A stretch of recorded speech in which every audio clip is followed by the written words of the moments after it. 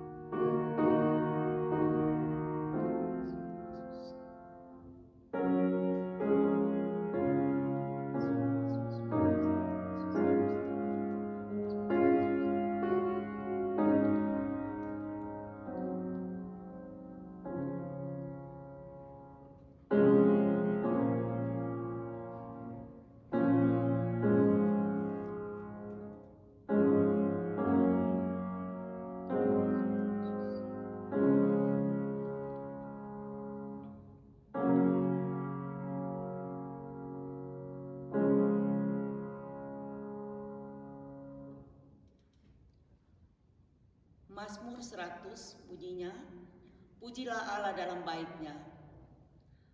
Mazmur untuk korban syukur, bersorak-soraklah bagi Tuhan hai seluruh bumi. Beribadahlah kepada Tuhan dengan sukacita, datanglah ke hadapannya dengan sorak-sorai. Ketahuilah bahwa Tuhanlah Allah, Dia yang menjadikan kita dan punya Dialah kita, umatnya dan kawanan gembalaannya.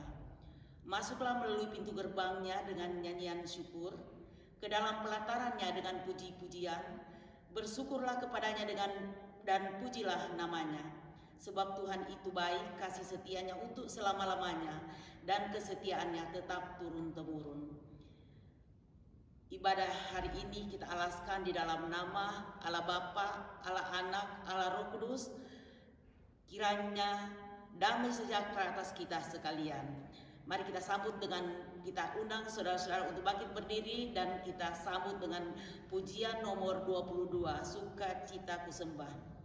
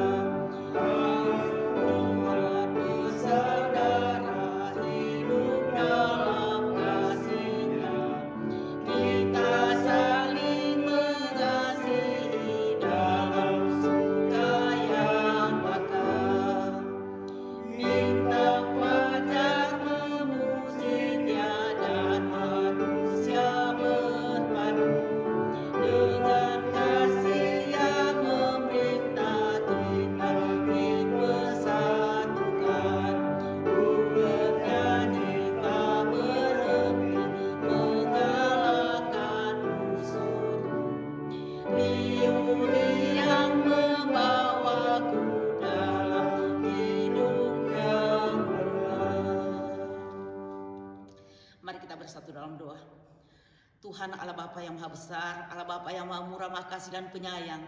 Pada saat ini Tuhan kami datang bersekutu di hadapan hadirat-Mu yang kudus. Kami sangat mengucap syukur Tuhan karena Engkau masih memberi kami napas kehidupan. Engkau masih berkenan Tuhan memberi kami Tuhan hari lepas hari kesehatan kami. Dan Engkau senantiasa Tuhan datang di dalam kehidupan kami siang dan malam. Tuhan, siapakah kami sehingga kami layak menerima semua itu. Untuk itu kami datang kepadamu ya Tuhan. Kami mohon ampun segala dosa dan salah kami ya Bapa. Tuhan, pada siang hari ini juga kami berdoakan teman-teman kami yang mungkin dalam perjalanan menuju tempat ini. Tibakan mereka dengan tidak kurang satu apa. Dan masih tidak datang Tuhan karena terbaring sakit Tuhan. Tangan-Mu tidak terlalu pendek Tuhan untuk menjangkau mereka. Berikan mereka kesembuhan Tuhan, sehingga pada hari-hari yang mendatang mereka akan berkumpul bersama-sama kami di tempat ini. Demikian pula Tuhan, yang diakibatkan roh malas, roh yang belum terpanggil untuk Engkau Tuhan, biarlah Engkau juga melawat mereka Tuhan, sehingga hati mereka tergerak untuk datang mencari Engkau. Tuhan Bapa yang dalam surga, biarlah kebaktian kami mulai dari awal pertengahan Engkau pimpin kami semua. Di dalam nama Tuhan Yesus kami berdoa. Amin. Hormat diri bagi Bapa, Anak, dan Roh Kudus, dari mula sampai sekarang dan seterusnya. Mulia. Amin. Amin. Kita akan masuk pada pembacaan bersahutan yang akan kita ambil dari nomor 30 halaman 725. Kami persembahkan Saudara Teddy untuk membawakan kita. Nomor 38.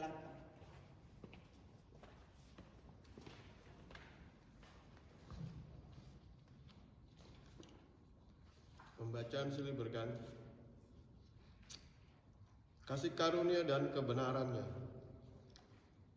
Hukum Taurat diberikan oleh Musa, tetapi kasih karunia dan kebenaran datang oleh Yesus Kristus. Allah memberikan kasih-Nya kepada kita oleh karena Kristus telah mati untuk kita ketika kita masih berdosa. Waktu kamu hamba dosa, kamu bebas dari kebenaran. Sebab oleh karena kasih karunia kamu diselamatkan oleh iman, itu bukan hasil usahamu, tetapi pemberian Allah. Itu bukan hasil pekerjaanmu, jangan ada orang yang memegahkan diri.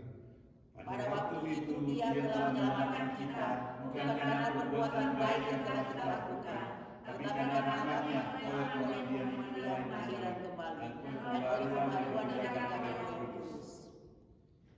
Yang sudah dilimpahkannya kepada kita oleh Yesus Kristus, Juru Selamat kita.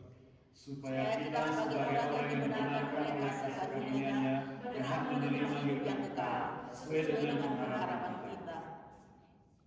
Karena kasih karunia Allah yang menyelamatkan semua manusia sudah nyata. Ia mendidik kita supaya kita meninggalkan kefasikan dan keinginan-keinginan duniawi, dan supaya kita hidup bijaksana, adil dan beribadah di dalam dunia sekarang ini.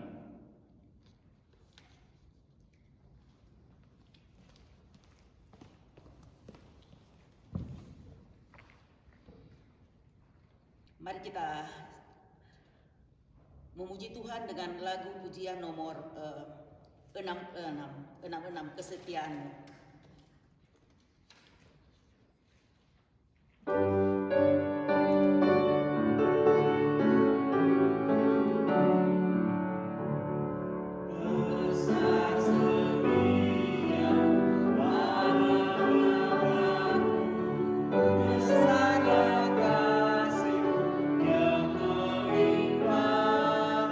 Tiada kurang dan tidak berubah.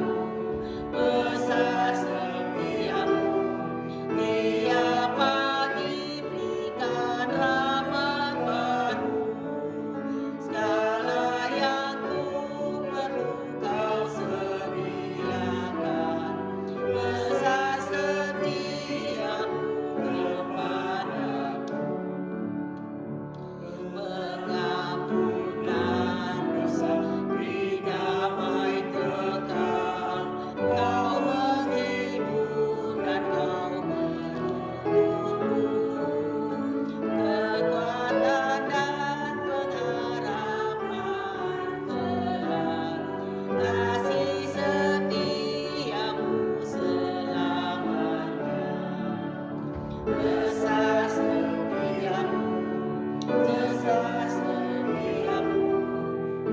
Dapat diberikan rahmat baru, segala yang ku perlu kau sediakan.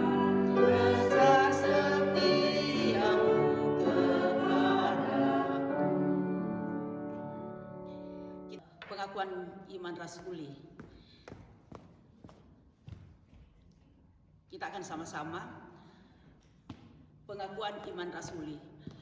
Aku percaya pada Allah, Bapa yang Maha Kuasa, Ahli langit dan bumi, dan kepada Yesus Kristus, Anaknya yang tunggal, Tuhan kita, yang lahir daripada Roh Kudus, lahir dari anak darah Maryam, yang menderita sengsara di bawah pemerintahan Pontius Pilatus, disalibkan, mati dan dikuburkan, turun ke dalam kerajaan maut. Pada hari yang ketiga, naik pula dari antara orang mati, naik ke surga, duduk di sebelah kanan Allah, Bapa yang Maha Kuasa, dan dari sana Dia akan datang untuk menghakimi orang yang hidup dan yang mati. Aku percaya pada Roh Kudus, gereja yang kudus dan am, persekutuan orang kudus, pengampunan dosa, kebangkitan tubuh, dan hidup yang kekal. Amin. Silakan Ibu Susan. Mari kita masuk ke dalam doa. Bapa Surgawi, kami ucap syukur dan terima kasih kepada Engkau ya Bapa. Hari ini kami bersuka cita, kami boleh datang memuji dan memuliakan nama-Mu. Terpuji nama Engkau ya Tuhan. Kami mengucap syukur Tuhan, hari ini kami semua boleh memperingati Hari Ibu, di mana Tuhan Kau memberikan kepada kami ibu-ibu untuk melahirkan anak-anak yang berasal daripada-Mu dan untuk mendidik mereka sesuai dengan kasih-Mu. Kami ucap syukur Tuhan Kau memberikan kami ibu-ibu kekuatan iman dan pengharapan sehingga mereka boleh menanamkan cinta kasih yang berasal daripada-Mu. Berkati setiap ibu, beri kesehatan kepada setiap kami Tuhan, sehingga kami boleh melaksanakan tugas kami sebagai ibu-ibu terhadap anak-anak kami. Terima kasih Tuhan, kami berdoa untuk teman-teman yang sakit, yang hari ini nggak bisa datang. Tuhan rawat mereka, Tuhan jamak mereka, Tuhan, sehingga mereka minggu depan lagi mereka bisa hadir untuk beribadah kepada Engkau dan mendengarkan firman-Mu. Tuhan, kami berdoa untuk hamba Tuhan pendeta saat menyampaikan firman-Mu, urapi dia dengan Roh-Mu yang kudus sehingga apa yang disampaikan menjadi berkat bagi kami semua. Dan kami juga berdoa ya Bapa, biarlah Tuhan hari ini melawat setiap kami dan Roh Kudus bekerja di tengah-tengah kami, dan Tuhan menjamah setiap kami ya Tuhan, yang ada di dalam pergumulan. Tuhan Engkau tolong dan kuatkan kami sehingga kami boleh lepas daripada semua pergumulan hidup kami dan kami boleh bersandar kepada Engkau. Kami berdoa Tuhan untuk negara daripada saat ini, Ukraina dan Rusia yang lagi berperang. Tuhan, kiranya Engkau melawat mereka Tuhan, tolong Tuhan sehingga semua ini pertempuran boleh segera diselesaikan dan Tuhan memberikan kedamaian kepada mereka Tuhan. Kami berdoa Bapa untuk COVID-19, Tuhan kiranya semua COVID ini boleh segera berakhir Tuhan, dan kiranya Tuhan memberikan mujizat-Mu. Bapa, kami berdoa juga Tuhan untuk negara Indonesia Bapa, berkati negara ini, berkati Presiden Jokowi dan pemerintahnya, berkati semua orang-orang dalam menjalankan niat, biarlah mereka hidup takut kepada Engkau dan biarlah nama Tuhan ditinggikan dan mereka boleh menjalankan firman-Mu. Terpuji nama Engkau Tuhan. Kami berdoa untuk Amerika Bapa, berkati Presiden Biden dan pemerintahnya sehingga Presiden Biden boleh dipakai Engkau dengan bijaksana surgawi, menjalankan pemerintahan ini dengan takut dan gentar kepadamu, menjalankan segala firman-Mu Tuhan. Terutama kami berdoa Bapa, berkati setiap kami orang Indonesia di sini, menjadi berkat bagi teman-teman di sekitar kami, menjadi berkat bagi semua orang ada di negara ini. Terima kasih ya Tuhan, hanya di dalam nama Tuhan Yesus yang mengajar kami doa sempurna. Bapa kami di surga, dikuduskanlah nama-Mu, datanglah kerajaan-Mu, jadilah kehendak-Mu di bumi seperti di surga. Berikanlah kami pada hari ini makanan kami yang secukupnya. Ampunilah kami yang kesalahan kami, seperti kami juga ampuni orang bersalah kepada kami. Dan janganlah bawa kami ke dalam pencobaan, tetapi lepaskanlah kami daripada yang jahat. Karena Engkau yang punya kerajaan dan kuasa dan kemuliaan sampai selama-lamanya. Amin. Dipersilakan duduk kembali.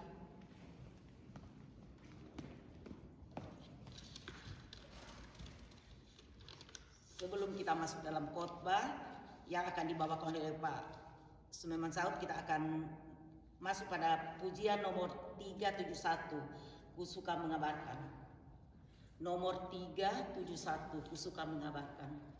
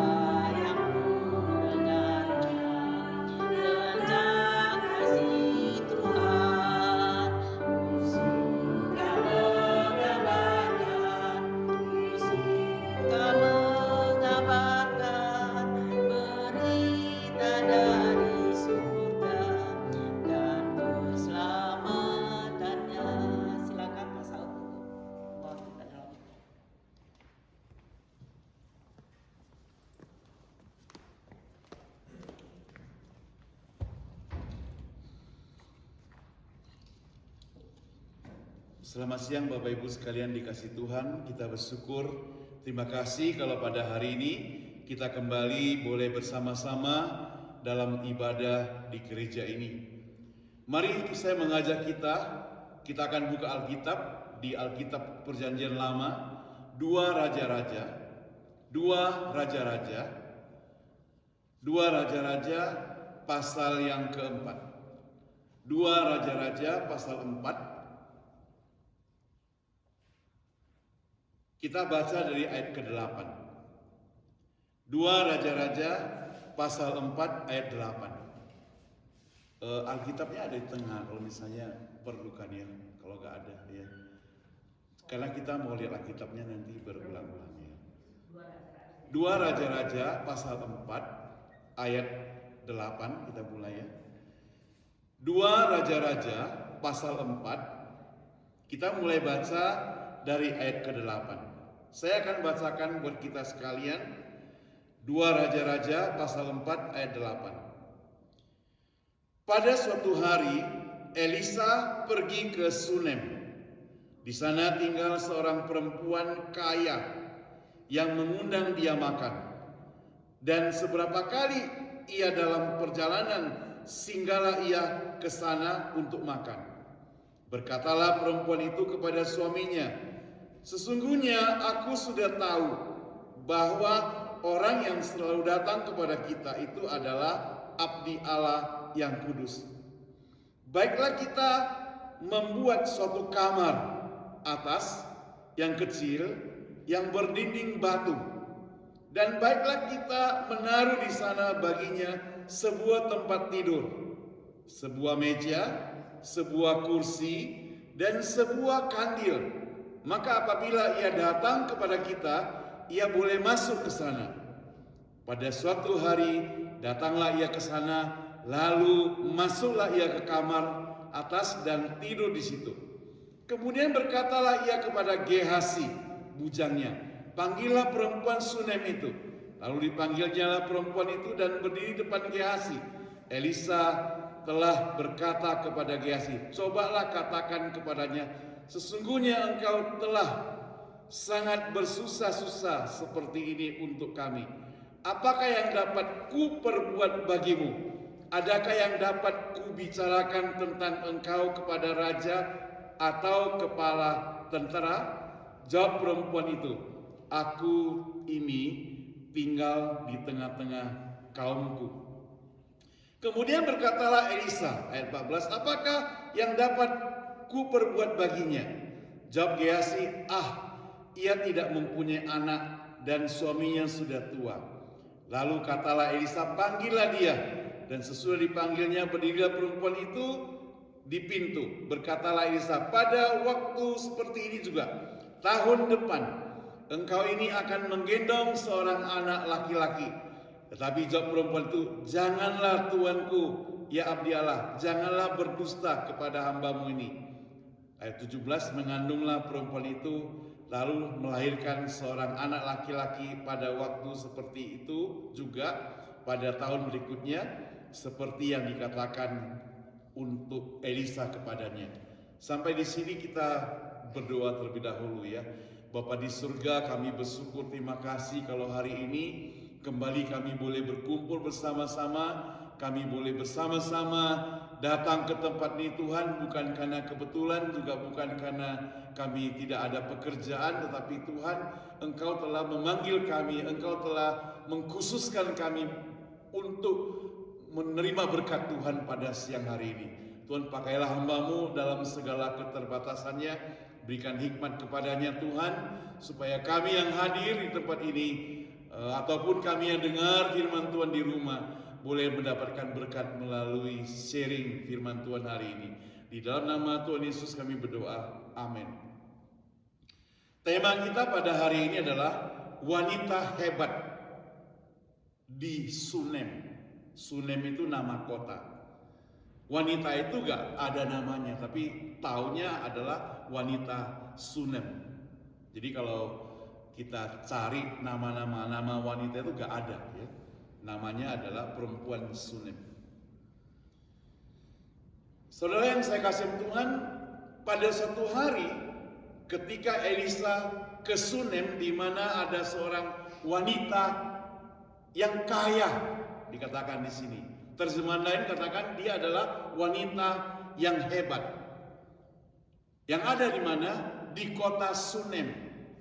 Sunem itu berada kira-kira 7 mil di sebelah timur Megiddo. Kalau kita punya peta Israel, Palestina zaman itu, kita bisa lihat cukup dekat. 7 mile itu kira-kira dari sini sampai ke airport gitu ya, 7 mile ya, atau sebelum airport lah, San Francisco gitu. Jadi menghadap ke satu lembah Israel. Wanita dalam bagian ini katakan adalah wanita yang hebat. Di dalam bahasa Ibraninya diterjemahkan wanita yang kaya atau hebat, yang artinya menonjol. Dia punya, bukan orang yang miskin. Segalanya boleh dibilang dia cukup lah harta kekayaannya. Tapi ada satu yang kurang bagi dia.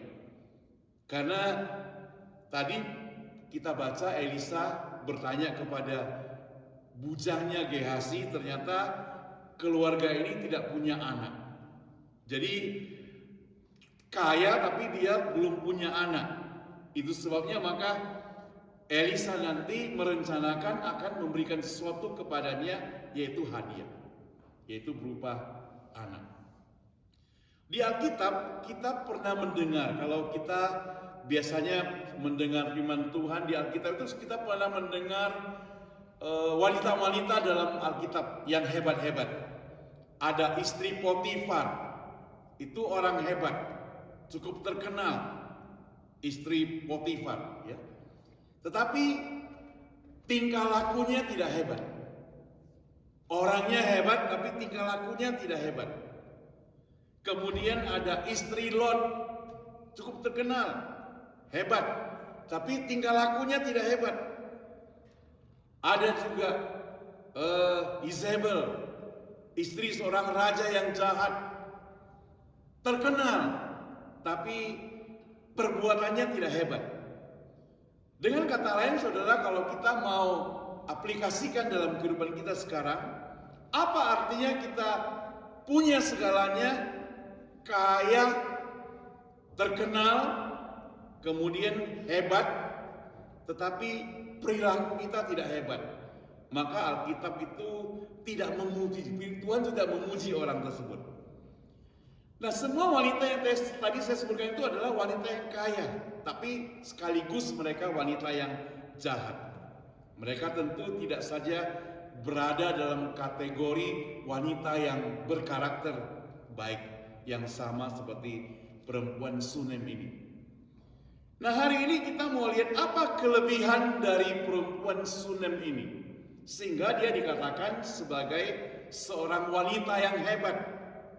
Di dunia ini banyak wanita, ya, tidak pandang bulu dia. Yang penting dia boleh tampil dengan tidak begitu cantik bisa, tapi hari ini di dunia ini bisa mengoles atau merubah dari orang yang tidak cantik menjadi cantik. Tinggal yang penting ada uang, dia bisa ubah wajahnya, bukan? Ada seorang ibu, dia share kepada saya di pesawat waktu saya balik dari Jakarta ke sini. Dia bilang begini, dia bilang cicekku itu tiap tahun 2 kali pergi ke Korea. Saya tanya kenapa? Dia hobi itu ya, drama Korea. Bukan, katanya. Dia hanya spesial untuk operasi wajahnya. Entah sebelah kanan, nanti sebelah kiri, nanti hidungnya, dagunya, lehernya, kemudian pokoknya ganti-ganti tempat. Sampai wajahnya itu gak sama, katanya. Suatu hari papanya itu marah sekali. Papanya bilang, kamu anak yang kurang ajar, tidak menghargai orang tua, tidak menghargai ciptaan Tuhan. Kenapa? Karena kamu telah mengubah wajahmu yang dari lahir mestinya sudah cantik, tapi karena dirubah cantik juga, mungkin lebih cantik, tapi seperti bukan anaknya. Nah saudara, wanita yang hebat di dalam Alkitab yang kita baca, perempuan Sunem ini, dia tidak operasi wajahnya, tidak demikian saudara. Tetapi dia disebut orang hebat kenapa? Pertama, dia disebut wanita yang hebat karena wanita Sunem ini dia murah hati saudara. Mengapa kita tahu dia murah hati? Coba kita perhatikan ya. Rumahnya itu selalu terbuka untuk tempat singgah hamba Tuhan, Nabi. Jadi ketika Nabi Elisa dan hambanya Gehasi melakukan perjalanan yang cukup jauh bolak-balik dari Samaria, Israel dan ke kota-kota lain, maka sering kali mereka singgah di Sunem. Lalu di Sunem itu nginap di rumah wanita ini. Dan kebetulan wanita itu murah hati membuka rumahnya untuk menerima para nabi, para hamba Tuhan itu nginap di rumahnya. Jadi setiap kali mereka lewat di situ mereka nginap dan disediakan lagi makanan berupa roti dan segala kebutuhannya. Saudara yang dikasih Tuhan, suatu hari dia berbicara kepada suaminya. Kalau kita perhatikan ayat yang ke-9. Berkatalah perempuan itu pada suaminya begini. Dia bilang, sesungguhnya aku sudah tahu bahwa seorang yang selalu datang kepada kita itu adalah abdi Allah. Abdi Allah itu adalah hamba Allah yang kudus. Baiklah kita membuat sebuah kamar di atas yang kecil. Coba perhatikan apa isinya ya. Lalu kita tempatkan di sana sebuah tempat tidur. Jadi spesial disediakan kamar. Sebuah meja karena dia butuh untuk menulis misalnya. Sebuah kursi untuk duduk menulis. Sebuah kandil, lampu. Dan apabila ia datang kepada kita, dia boleh masuk ke sana. Nah saudara, luar biasa perempuan Sunem ini. Selain dia menerima tamu, dia bukan tempatkan di tempat yang sembarangan, tapi dia tempatkan nanti spesial. Dia bikin satu kamar untuk dia yang bagus. Di sini dikatakan dengan dinding batu, itu berarti permanen, bagus ya. Dia bukan ngomong dengan dinding tepas, bukan, tapi dengan dinding batu yang bagus lah pokoknya. Lalu dia boleh tinggal di situ. Nah saudara yang saya kasih Tuhan, ini suatu kemurahan hati, suatu kebaikan hati luar biasa. Saudara menerima orang untuk bertamu di rumah kita atau sekaligus seperti nginap di sini, ada spesial kamar untuk dia. Nabi ini nginap tidak gampang saudara. Kenapa? Karena tuan rumah bertanggung jawab untuk memperhatikan. Dia bukan hanya sekedar seperti Airbnb, gak ada tuan rumahnya, kita tinggal ambil kunci masuk, lalu keluar juga gak ada gitu, enggak. Tapi ini semua diperhatikan, semua disediakan dengan bagus sekali. Kalau ada kekurangan boleh diperhatikan, bahkan segala kebutuhannya diperhatikan. Saya melihat wanita ini murah hati. Secara global dia murah hati. Dia berjam-jam di situ menyiapkan segala kebutuhan untuk orang yang menjadi tamunya. Luar biasa. Saudara yang saya kasih Tuhan, ini satu kelebihan dari wanita Sunem ini. Yang kedua, wanita Sunem itu hebat dalam spiritualnya, kerohaniannya. Dia memiliki wawasan yang luar biasa dalam hal-hal rohani. Dia berkata kepada suaminya, saya melihat bahwa ia adalah orang suci. Mereka itu adalah orang baik. Mereka itu adalah orang yang melayani Tuhan. Baiklah kita perhatikan. Kami sediakan untuk mereka. Jadi wanita ini termasuk orang yang cinta Tuhan juga cinta kepada hamba Tuhan, cinta kepada pekerjaan Tuhan. Apa yang dia miliki, dia tahu, dia itu bersifat sementara. Seperti kita ketahui saudara, apa yang kita miliki di dunia ini, semuanya itu bukan hak milik kita. Ya, hanya titipan. Itu sebabnya wanita ini sadar seperti itu. Kaya, tapi itu titipan Tuhan. Ada orang yang dititip banyak, ada orang yang dititip sedikit. Semakin titipannya yang banyak, semakin bertanggung jawab kita. Saudara, kalau hari ini ada orang yang titip Anda uang 2.000 misalnya di kantong, kita bilang 2.000 rupiah ya, kalau 2.000 dolar mungkin berapa banyak ya, 2.000 rupiah aman-aman lah, gak apa-apa ya. Karena kalau hilang pun mungkin kita bisa kembalikan hanya 2.000 kok.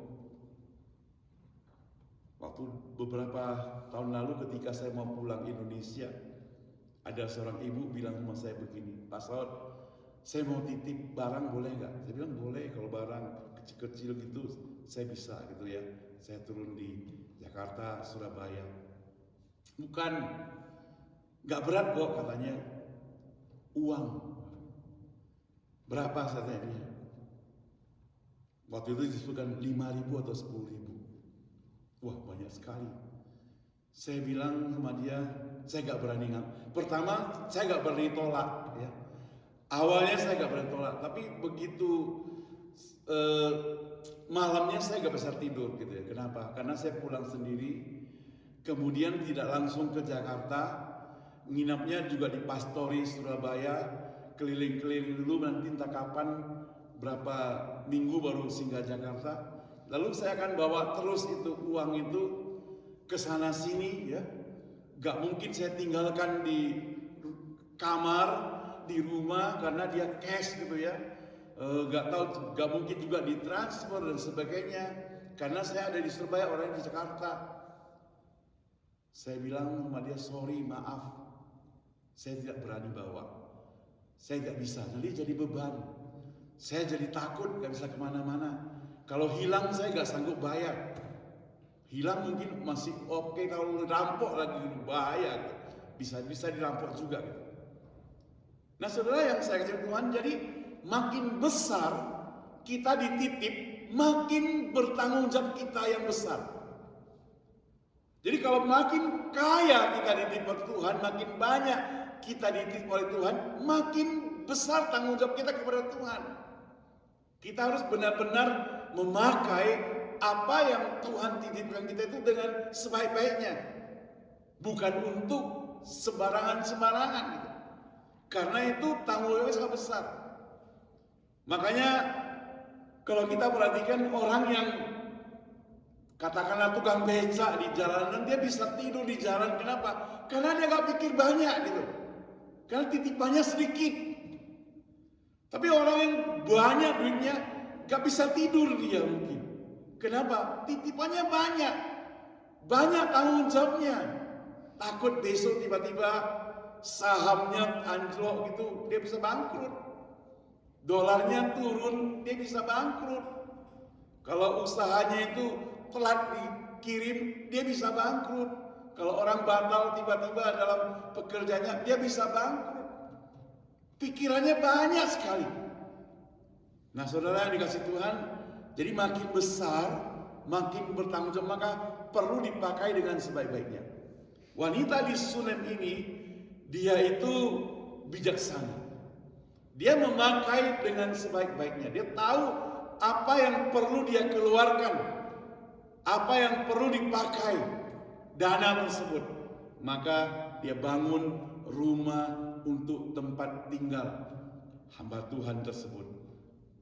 Kamar dia di rumahnya.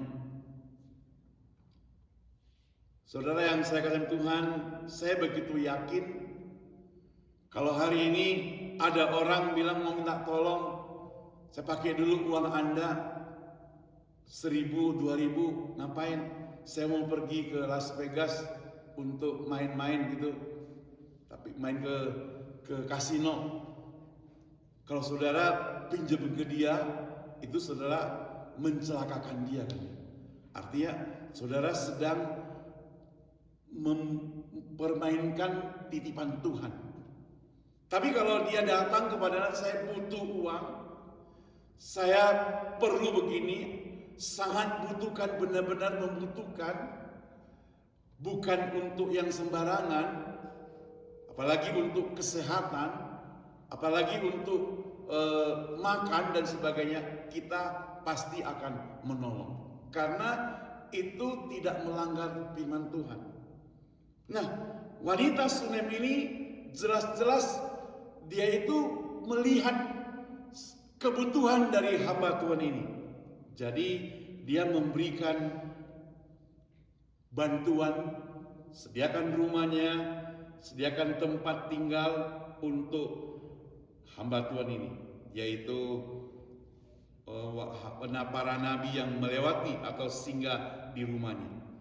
Sekali lagi saudara, orang singgah di rumah, nginap di rumah tidak gampang. Karena kita perlu memperhatikan, bertanggung jawab. Tentunya orang-orang tersebut harus orang-orang yang dipercayai.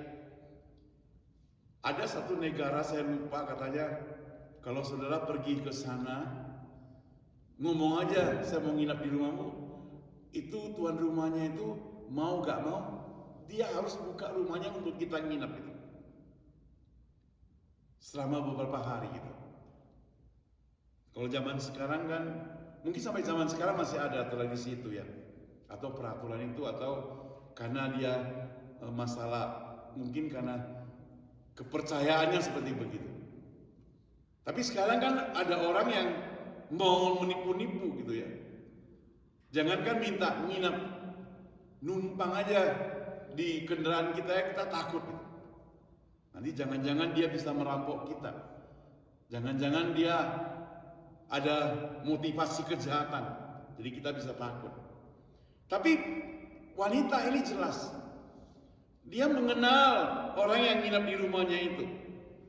Bahwa orang tersebut adalah orang yang rohani. Itu sebabnya dia menyediakan segala keperluannya. Yang ketiga, apa yang bisa kita pelajari dan teladani dari wanita Sunem ini? Dia memiliki kasih yang hebat kepadanya. Jadi ketika Elisa dan Gehasi melihat bahwa wanita ini begitu baik kepada mereka, lalu dia bertanya kepada Gehasi, coba kamu cek dulu perempuan itu, kira-kira apa yang menjadi kebutuhan dari keluarga ini? Uang ada, ya harta kekayaan banyak, rumah mereka ada, makanan cukup. Lalu apa yang mereka kurang? Maka Gehasi bilang begini, dia itu tidak punya anak. Dia itu tidak punya anak. Lalu dia panggil perempuan itu datang. Kemudian dia katakan, nanti tahun depan keluarga kalian akan dapatkan anak. Perempuan itu katakan, jangan berdusta, jangan omong kosong. Suamiku sudah tua, gak mungkin. Tapi Elisa meyakinkan mereka bahwa itu bakal terjadi. Dan benar, tahun depan Alkitab mencatat tepat pada waktunya mereka itu mendapatkan seorang anak. Seorang anak yang didapatkan bukan permintaan dia. Mereka gak minta. Artinya apa? Artinya wanita Sunem ini dia sudah membantu Nabi, membantu hamba Tuhan tersebut bukan untuk mencari balasan. Tidak. Hari ini kan ada banyak orang demikian, punya motivasi. Kalau saya bantu dia, diharapkan saya bisa dapat bantuan kembali. Saya bantu dia 1, saya mau dapat bantuan dari dia 10 nanti. Kadang-kadang ada orang demikian. Tapi wanita ini tidak. Saya bantu, gak mengharapkan balasan apa-apa. Itu sebabnya dia katakan, kami tidak minta loh. Kami tidak minta. Dan mereka mendapatkan seorang anak. Tadi kita sudah baca sampai ayat yang ke-14. Saya lanjutkan ya saudara. Kita baca kembali dari mulai 14. Kemudian berkatalah Elisa, apakah yang dapat kuperbuat baginya? Jawab Gehazi, ia tidak mempunyai anak dan suaminya sudah tua. Lalu berkatalah Elisa, panggillah dia, dan sesudah dipanggilnya, berdirilah perempuan itu di pintu. Berkatalah Elisa, pada waktu seperti ini juga, tahun depan, engkau ini akan menggendong seorang anak laki-laki. Tetapi jawab perempuan itu, janganlah tuanku, ya abdi Allah, jangan berdusta kepada hambamu ini. 17, mengandunglah perempuan itu, lalu melahirkan seorang anak laki-laki. Dan pada waktu seperti itu juga, pada tahun berikutnya seperti yang dikatakan Elisa kepadanya. Setelah anak itu menjadi besar, pada suatu hari keluarlah ia mendapatkan ayahnya di antara penyabit-penyabit gandum.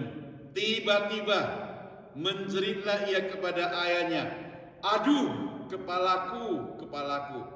Lalu kata ayahnya kepada seorang bujang, angkatlah dia dan bawa kepada ibunya. Diangkatnya dia, dibawanya pulang kepada ibunya. Duduklah ia di pangkuan ibunya sampai tengah hari, tapi sesudah itu matilah ia. Lalu naiklah perempuan itu, baringkannya dia di atas tempat tidur abdi Allah itu, ditutupnyalah pintu dan pergi, sehingga anak itu saja dalam kamar. Sesudah itu ia memanggil suaminya serta berkata, suruh kepadaku salah seorang bujang dengan membawa seekor keledai betina. Aku mau pergi dengan segera kepada abdi Allah itu dan akan terus pulang. Singkat cerita, anak itu sudah lahir dan sudah mulai besar. Tapi tiba-tiba dia sakit kepala. Ketika dia mau bertemu dengan papanya, lalu tiba-tiba dia sakit kepala. Papanya suruh dia pulang bertemu dengan mamanya. Waktu mamanya bawa pulang ke rumah, matilah dia. Jadi garis bawahi ya, matilah dia. Ibunya itu gendong anaknya, bawa ke kamar tempat yang dia buat untuk Nabi itu tidur itu, dia letakkan di sana, dia kunci pintunya tanpa memberitahukan kepada suaminya bahwa anaknya sudah mati. Dia minta kepada suaminya bahwa dia perlu satu ekor keledai. Dia mau pakai keledai itu untuk pergi bertemu dengan Nabi. Di ayat selanjutnya dikatakan, suaminya bertanya, sekarang kan bukan waktunya untuk bertemu dengan Nabi, kenapa kamu buru-buru pergi? Dia tidak menghiraukannya. Dia tetap pergi ke sana. Saudara, kenapa dia pergi ke sana? Karena dia begitu yakin. Ini pemberian Tuhan. Ini titipan Tuhan. Jadi titipannya itu sekarang dalam keadaan sudah mati. Dia mau datang kepada Nabi untuk bertanya, mengklaim. Kira-kira demikian. Dia ingin katakan kepada Nabi bahwa saya tidak minta anak. Kami tidak minta anak. Tapi kenapa dipermainkan seperti demikian mungkin? Ya. Kenapa? Kenapa demikian? Saudara yang saya kasih Tuhan, inilah kehidupan. Kadang-kadang saudara, kita mengalami hal-hal yang kita tidak inginkan. Kita katakan, Tuhan, saya tidak minta ini kepadamu. Tapi kenapa engkau ambil? Ambil begitu cepat. Ada banyak hal yang kita dapat dari Tuhan, mungkin berkat Tuhan yang tanpa kita duga, tanpa kita doakan. Tapi juga kadang akan hilang dari kehidupan kita. Kita protes, kita mau marah, maka Alkitab mengajarkan gak perlu. Karena ini merupakan titipan Tuhan. Semua titipan Tuhan. Dan benar titipan itu sifatnya memang sementara. Kalau titipan itu sementara, berarti harus diambil kembali. Karena yang punya mau ambil kembali ya silakan ambil. Yang penting yang mengambil yang punya. Jangan orang lain yang ambil. Itu namanya dicuri orang. Kalau Tuhan mau ambil ya gak apa-apa gitu. Asal jangan tetangga yang ambil. Ya kan? Nah saudara yang dikasih Tuhan, dia datang kepada Nabi untuk bertanya hal yang demikian. Mengapa? Karena dia mengasihi anaknya tentunya. Dia cinta kepada anaknya. Dia cinta, mengasihi, dia sayang satu-satunya anaknya. Saudara yang saya kasih Tuhan, maka datanglah Nabi itu berkunjung ke rumahnya dan di situ bertemu dengan anaknya. Yang keempat, saudara, wanita Sunem ini memiliki iman yang besar. Mengapa, saudara? Anaknya sudah mati. Dia taruh di kamar, kunci pintu dengan harapan kalau dia pergi bertemu dengan Nabi, dia masih bisa mendapatkan satu harapan yang baru. Dan benar, waktu dia laporkan semua ini kejadian terjadi, dan Nabi itu berdoa. Cara berdoa yang juga unik. Kalau kita perhatikan dalam Alkitab, dia tidur timpah anak itu, tindis anak itu, Alkitab mencatat sampai tubuh anak itu jadi panas dan anak itu bisa bangkit kembali, bisa berjalan kembali. Itulah iman dari wanita ini. Sebab dia tahu seperti apa yang dikatakan oleh Ayub firman Tuhan. Tuhan yang memberi, Tuhan yang mengambil, terpuji nama Tuhan. Tapi kalau belum waktunya, tidak akan terjadi. Tuhan pasti pakai cara untuk mengembalikannya. Jadi kita juga perlu yakin seperti begitu. Banyak hal yang kita miliki mungkin hari ini bisa kita ditipu orang. Ya kan, kadang-kadang kita gak menyangka teman baik kita menipu kita. Kita mau marah, sudah tertib marah juga mungkin orangnya gak dengar, mereka sudah menghilang entah kemana. Uangnya juga gak bisa balik. Ya serahkan kepada Tuhan. Karena kita yakin percaya Tuhan akan mengembalikan kepada kita. Karena kalau memang milik kita, dia tidak akan lari kemana. Amin saudara. Kalau kepunyaan kita, dia tidak akan lari kemana. Bahkan mungkin ditipu 100 bisa dapat 1000 saudara. Itu kita imani, kita percaya. Dan kalaupun ditipu 1000 dapat kembali 100, tidak masalah. Karena memang Tuhan yang inginkan demikian. Nah saudara, kalau semua hidup kita itu kita serahkan ke dalam tangan Tuhan, maka kita akan hidup dengan penuh ucapan syukur.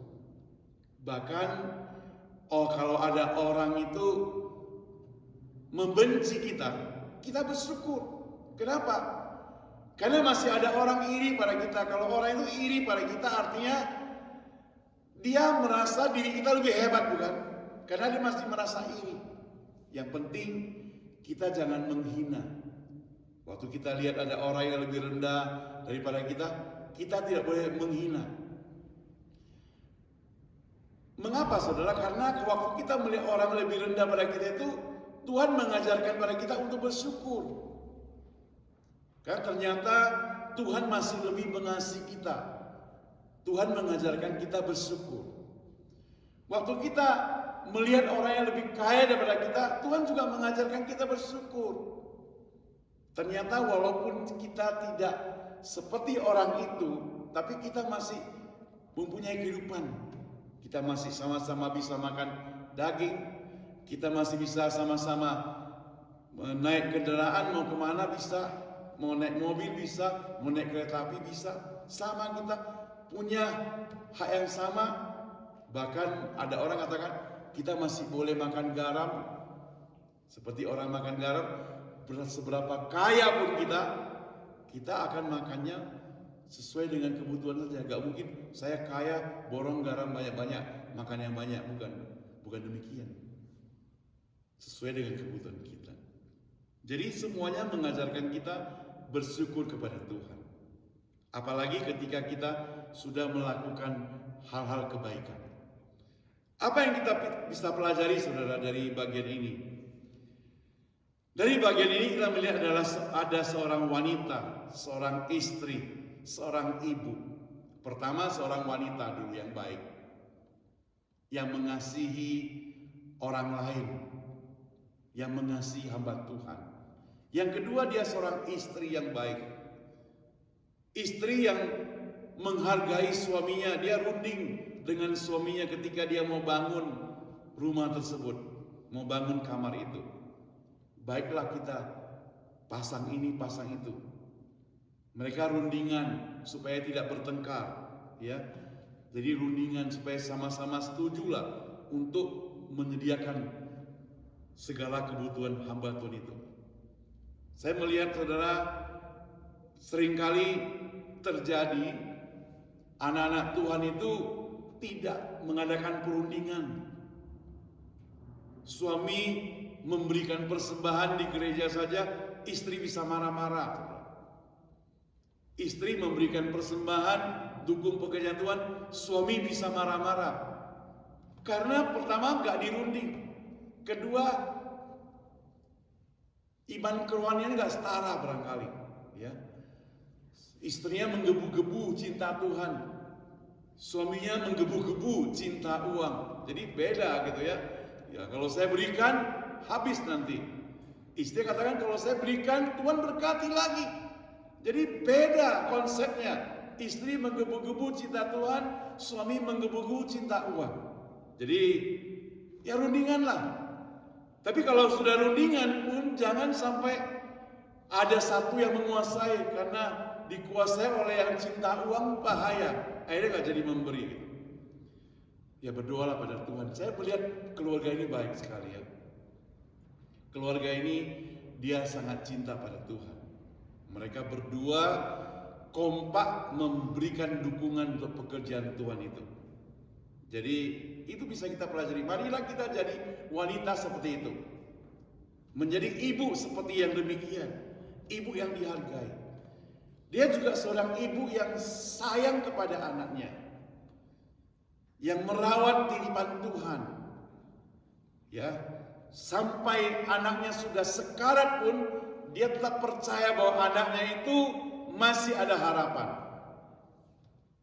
Jadi saudara yang saya kasih Tuhan, kita belajar dari ibu ini.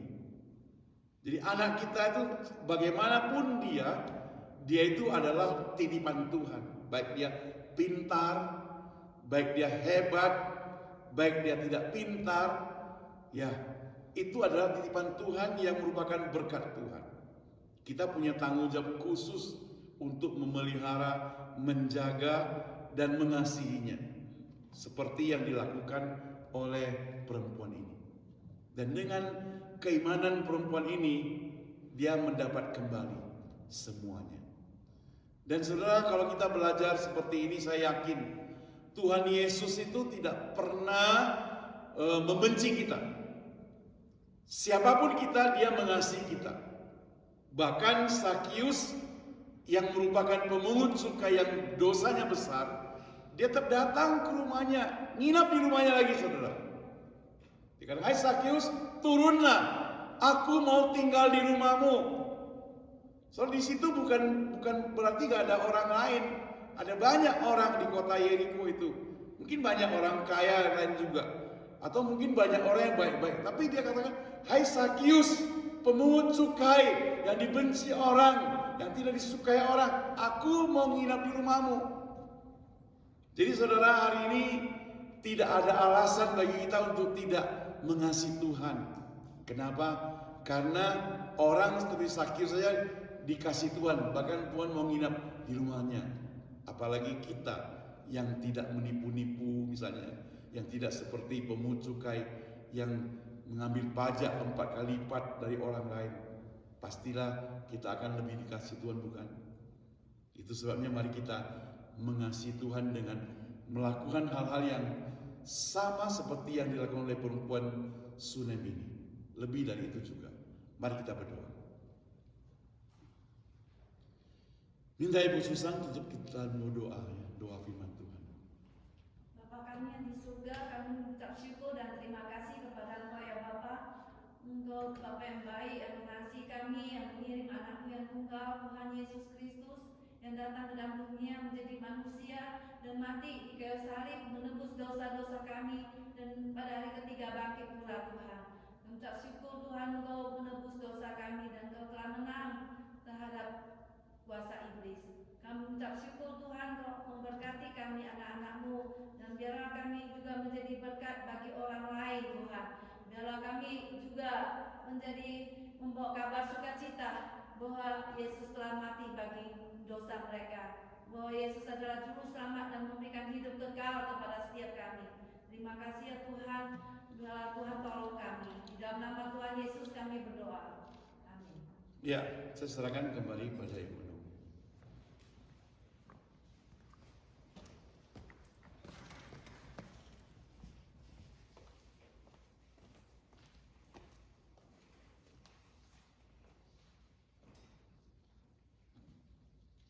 Kalau tadi kita sudah mendengar kok lawatan firman dari Pak Semen Saud, sekarang tiba saatnya kita untuk memberikan persembahan dan kita akan masuk dalam kitab pujian nomor 50.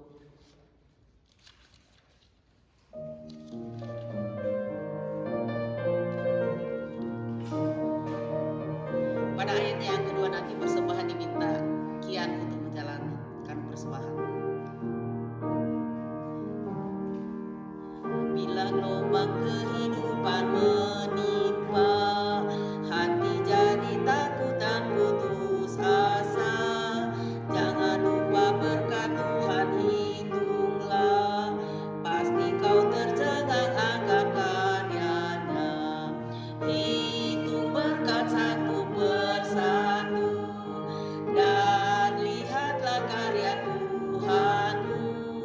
Hitung berkat satu persatu, hitung berkat yang melimpah padamu.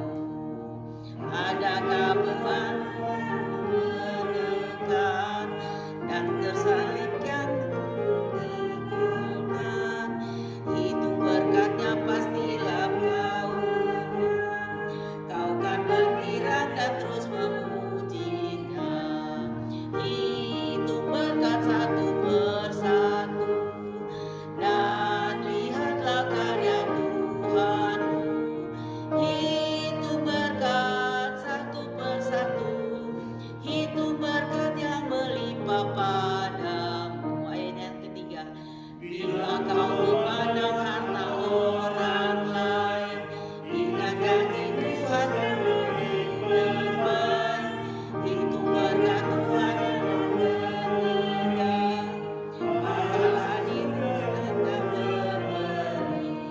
Hitung berkat satu persatu, dan lihatlah karya Tuhanmu.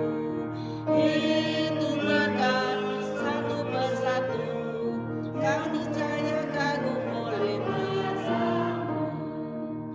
Dalam pergumulan dunia, jangan khawatir, Tuhan akan beserta.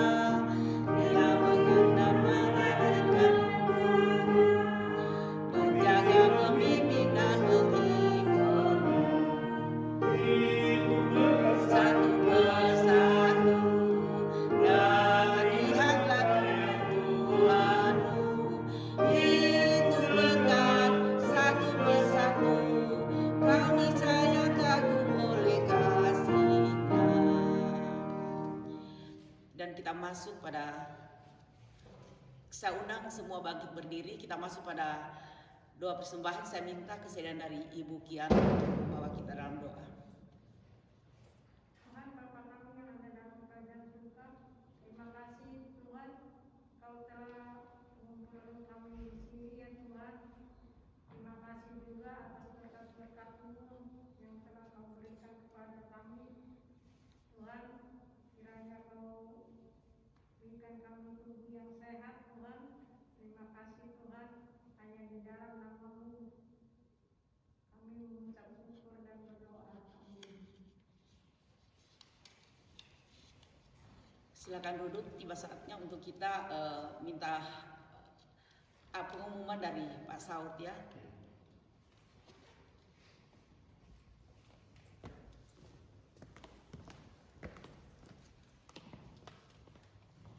Shalom buat kita sekalian yang dikasih Tuhan. Hari ini kita bersyukur kita boleh bersama-sama memperingati Hari Ibu. Jadi mewakili gereja kepada kaum wanita dan kaum ibu yang hadir pada hari ini, kami ucapkan Happy Mother's Day. Ya, jadilah wanita yang mencintai Tuhan, wanita yang hidup berkenan di hadapan Tuhan, wanita yang cantik di hadapan Tuhan. Amin, saudara. Yang kedua, kita berdoa buat teman-teman kita yang sampai hari ini masih belum kembali beribadah di gereja. Gak tahu masalah-masalah apa yang terjadi, ada yang masalah pribadi, ada pun masalah hati dan sebagainya. Kita serahkan ke dalam tangan Tuhan. Dimanapun mereka berada, kita doakan agar mereka tetap setia kepada Tuhan. Saudara, kita akan doakan buat acara gereja. Kita akan tetapkan pada bulan Juli. Ya, kita doakan tanggal ini ya. Juli tanggal 15. Jadi Juli tanggal 15 kita akan sama-sama memperingati ucapan syukur ulang tahun gereja kita. Dan mestinya Pak Bob akan datang minggu depan, tapi dia tidak bisa datang minggu depan. Dia akan datang pada tanggal 15 Juli, sekaligus kita akan rayakan sebagai hari ulang tahun tanggal itu ya. Nah, saudara, tapi dengan demikian kita waktu menuju ke sana kita perlu semuanya saling berdoa, kerja keras untuk senantiasa mendukung pekerjaan Tuhan di tempat ini.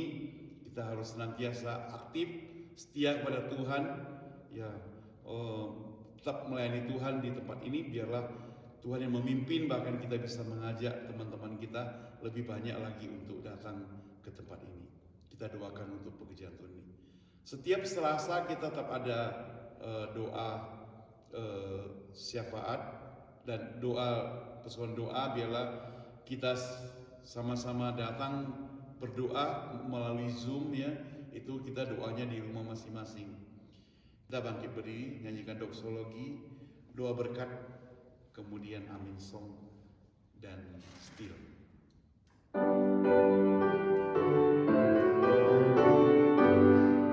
Puji Allah Bapa Putra, puji Allah Roh Kudus, ketiganya yang esa, pohon selamat sumber berkat. Amin. Mari kita terima berkat Tuhan. Jemaat sekalian yang mengasihi Tuhan, baik yang di gereja maupun yang di rumah, terimalah berkat Tuhan. Kasih dari Allah Bapa, anugerah dan keselamatan dari Yesus Kristus, pertolongan dan penghiburan dari Roh Kudus menyertai seluruh kehidupan kita, menjaga kesehatan kita, menjaga dan memelihara keluarga kita, pekerjaan kita, kerohanian kita hari demi hari sampai Tuhan Yesus datang untuk kedua kalinya. Amin. Amin. Amin. Amin.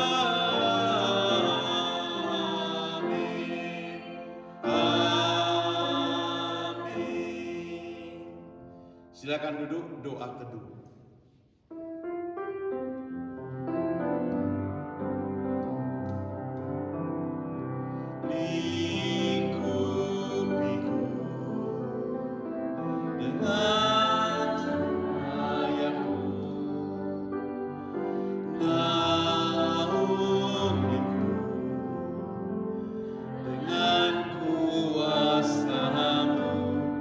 Di saat badai bergelora,